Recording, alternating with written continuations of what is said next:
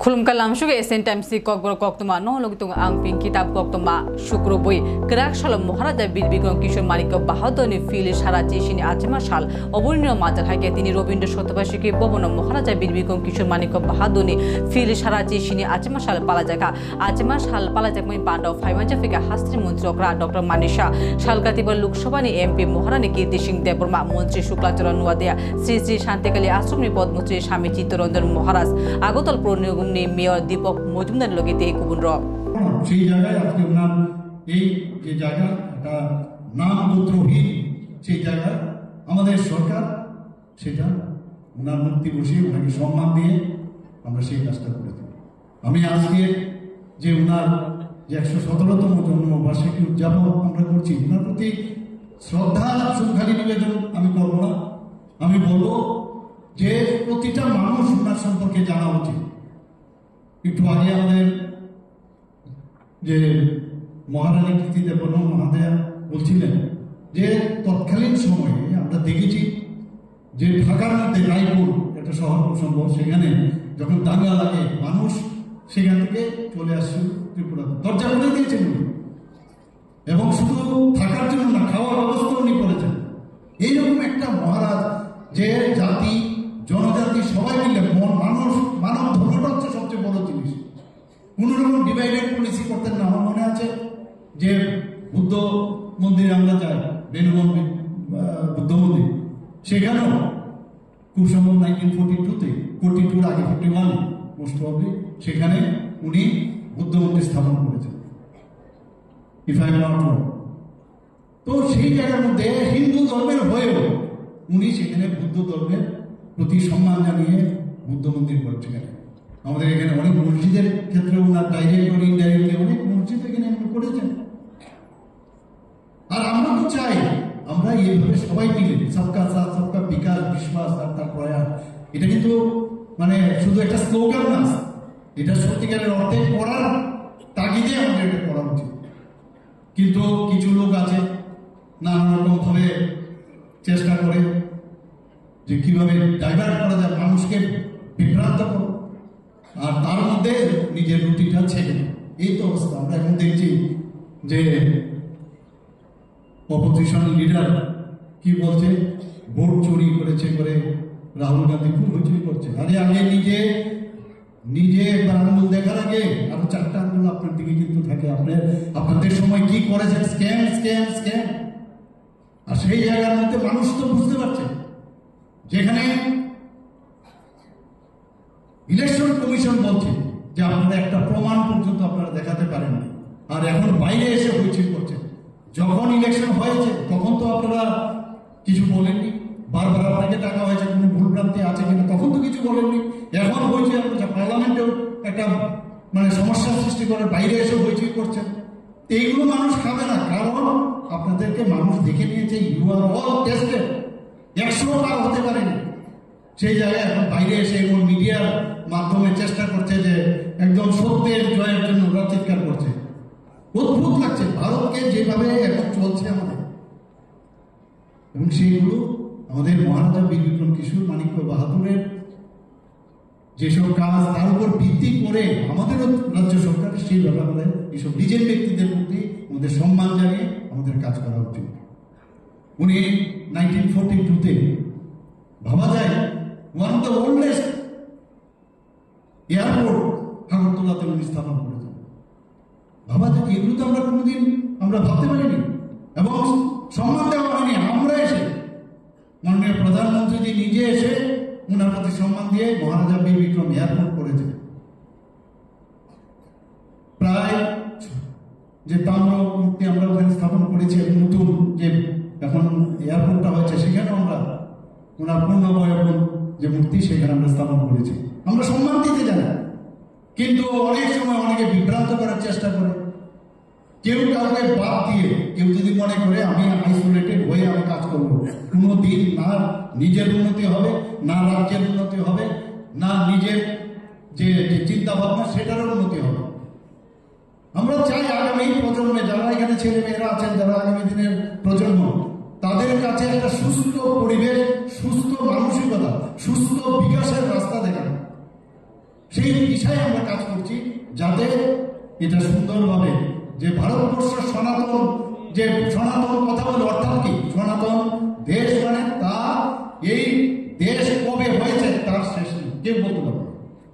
সনাতনের অর্থ হচ্ছে আপনি গুণেও শেষ করতে পারবেন না। এই ইংরেজরা এসে এখানে আক্রমণ করেছে, মুঘলরা এসে আক্রমণ করেছে, বহু জায়গায় ইজিপ্টের এখন সভ্যতা ওই মিউজিয়ামে চলে গেছে, গ্রিক সভ্যতা নেই এখন। কিন্তু ভারত এত আক্রমণের পরও ভারত কিন্তু ভারতের জায়গায় আছে এবং আগামী দিনও থাকবে। সেটা একমাত্র আমাদের কালচার, আমাদের কৃষ্টি সংস্কৃতি, আমাদের যে পরম্পরা, তার উপর ভিত্তি করে ভারত সেভাবে থাকবে।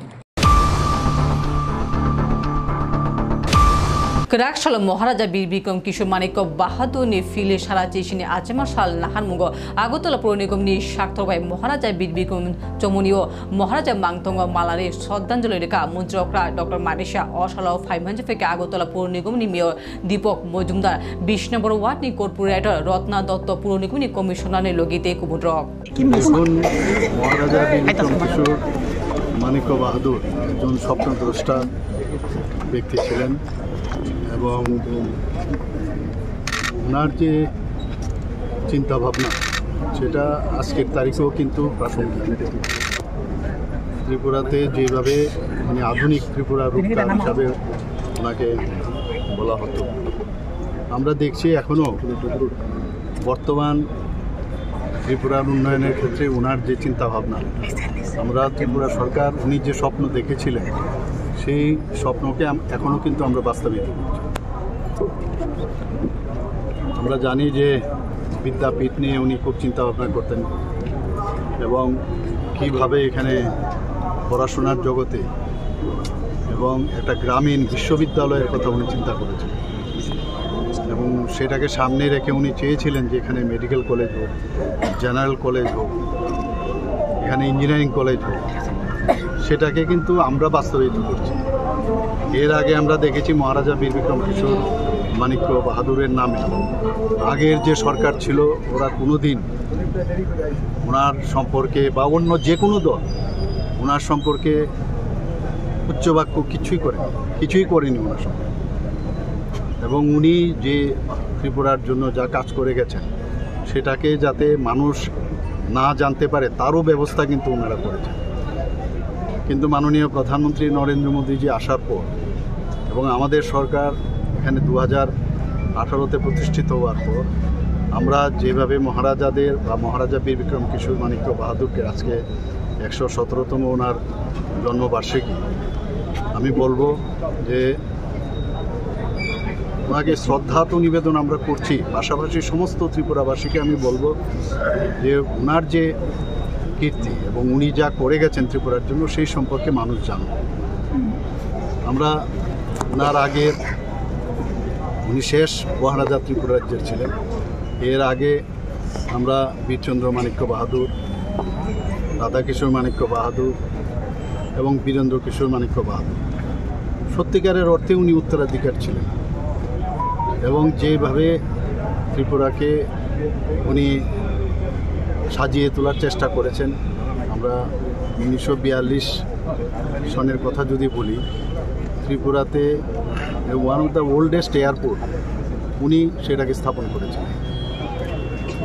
এবং দ্বিতীয় বিশ্বযুদ্ধ শুরু হওয়ার আগে উনি পৃথিবীর বিভিন্ন জায়গায় উনি গিয়েছেন এবং আজকে আমেরিকাই হোক এবং জার্মানি হোক, বিভিন্ন জায়গায় উনি গিয়ে ওই সব জায়গার যারা তৎকালীন প্রধান ছিলেন তাদের সাথে পর্যন্ত উনি দেখা করেছিলেন।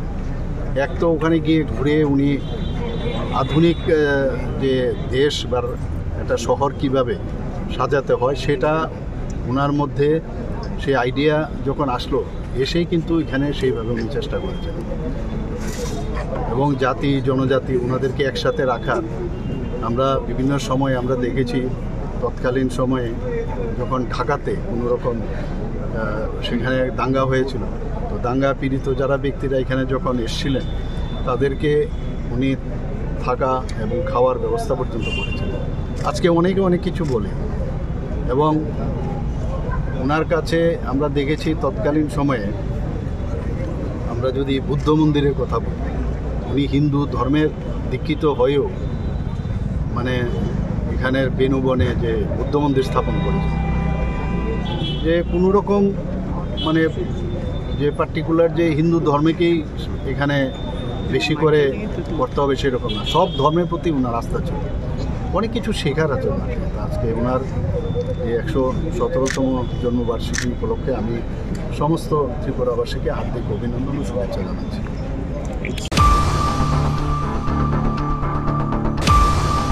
Kerak shalo eba 19 August World Photography Day te bebak hayungo os hanlo boromre pala jagai tongo World Photography Day na hanungo kerak shalo Robindra Shatabaishike boboni hollogo saltham rome photography exhibition khlaijaka Tripura Photo Journalist Association ni shaktor bai osali pando songshana haike faimanja faika berakhi naikuni মন্ত্রী সুশান্ত চৌধুরী পুর নিগম নি mayor Dipak Majumdar কক্তম নাইকুনি director Bimbisar Bhattacharya Agartala press club নি আজফাং Pranab Sarkar police মহানির্দেশক Krishnendu Chakraborty Tripura photo journalist association নি আজফাং পলয়জিৎ পাল কসং তাংফাং অভিষেক দেববর্মনের লগিতে কুবুন্দ্র যেগুলো মনে হবে যে হয়তো অল্প কিছুদিন আগের ঘটনা, কিন্তু বছরের পর বছর পেরিয়ে গেছে।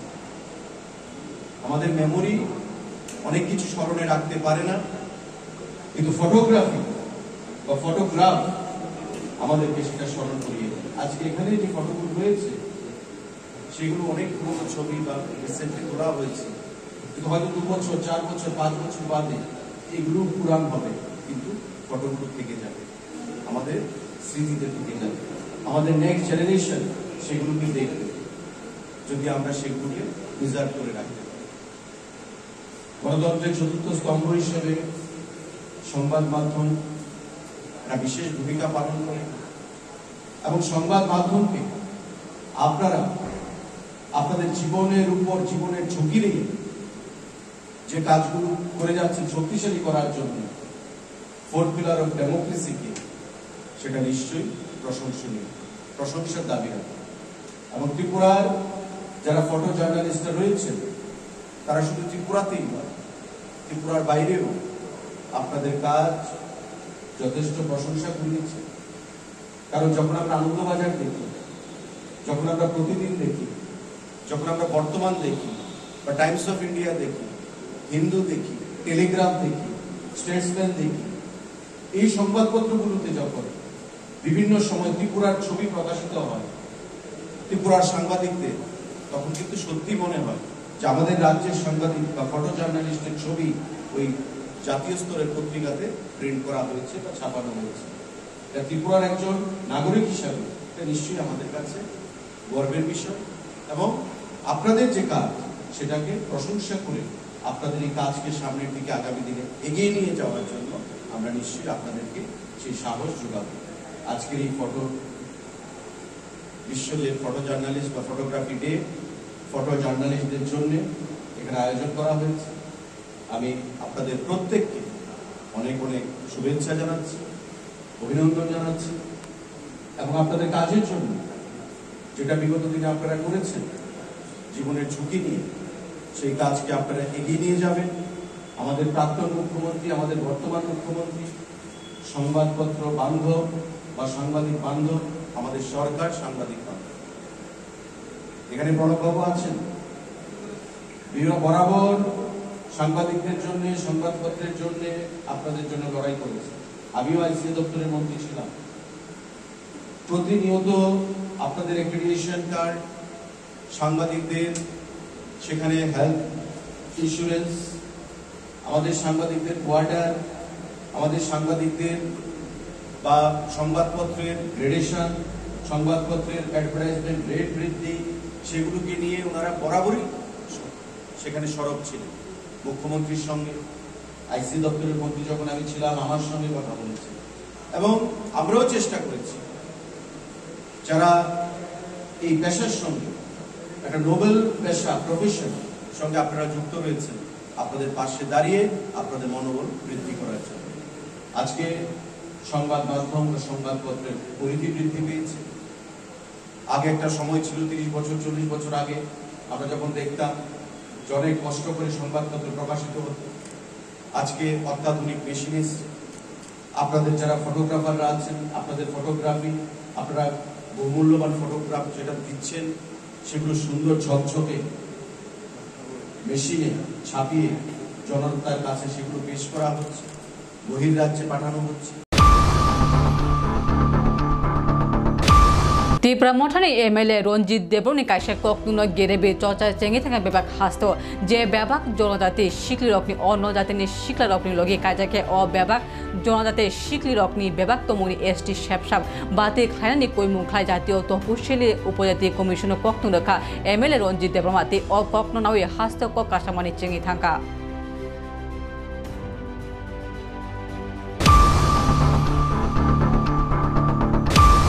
लेफुंगा थाना गारानि बामुटे विधानसभा केन्द्र आन्दार फटिकछरा आमचाव तंगो बिसिबाजी किचाम फटिकछरा चा बागान जुदा जुदा रिजननि बागे चा बागान हाइमातो मुं तंगमानि फिया ताबु अ बागान तेउसा सामुं चलि तंगो फिया क्राकसल आतमसा काइसा दल जमी माफिया बागान आमचाव कुवाइचारा कायरानि बागे फायु हुनि कक्सामुते कुवाइचारा कायमानि बिसिंते जायगा राता जायके दखल खायनानि जायतोका चा बागान सामुं तानारक उलो माना खायका फिया कक्तमा मानि पातिमुं थायो पुलिस फायके बरक खारि तांका अ पातिमुं खला खालाय बेबाक आमचो आमचिमा पिछरे कलाइखा আমি নিজে এই সামনে আমরা পাম অয়েলের একটা কাজ চলছে। আমি 10টার সময় যখন আমি কাজ দেখতে যাই তখন দেখতে পাই চা বাগানের ভিতরে একটা গাড়ি দাঁড়ানো আছে কিছু সুপারি চারা নিয়ে। তারা দাবি করছে নাকি তাদের জায়গা। আমি বললাম এখানে সুপারি চারা লাগাচ্ছ, তারা বলছে আমাদের জায়গায়। যারা দাবি করছে তারা কোন জায়গার লোক? তারা বাটিপটিকছড়া হাই স্কুলের সাথে তাদের বাড়ি লোকালের মধ্যেই আছে। তারা 3 জন এসেছিল। 3 জন হচ্ছে জ্যোতির্ময় দত্ত, দেবজিৎ দত্ত, অমরেশ দত্ত। তারা 3 জনকে সাথে একজন ওয়ার্কার ছিল। তারা আপনার কি বলে সুপারি চারা লাগাচ্ছিল। আমি বললাম কেন আমাদের চা বাগানে সুপারি চারা লাগানো হচ্ছে কেন? তারপর আমি সঙ্গে সঙ্গে আমাদের কর্তৃপক্ষ যিনি ম্যানেজমেন্টের আছেন ম্যানেজার বাবু, ওনাকে ফোন করলাম, অফিস স্টাফকে ফোন করলাম, জানানোর পর সমস্ত শ্রমিকরা এসে যৌথভাবে আমরা এই জমিটাকে উদ্ধার করলাম, বাধা দিলাম। বাধা দেওয়ার পরে আমরা জমিটাকে উদ্ধার করলাম। কোন বাগান এটা? এটা ফটিকছড়া চা বাগান। তারপর আমরা থানাতে একটা এফআইআর করব তাদের নামে।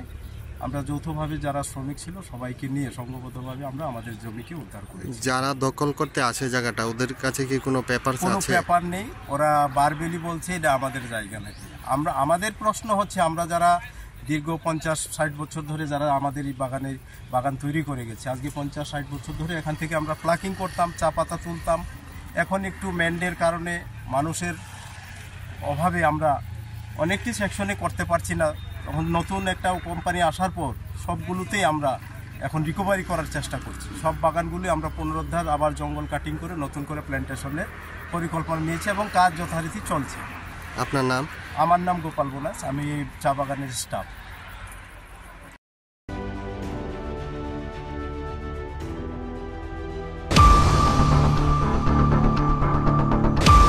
tabuk tikok tuma asu jolan naitun Asian Times khulumka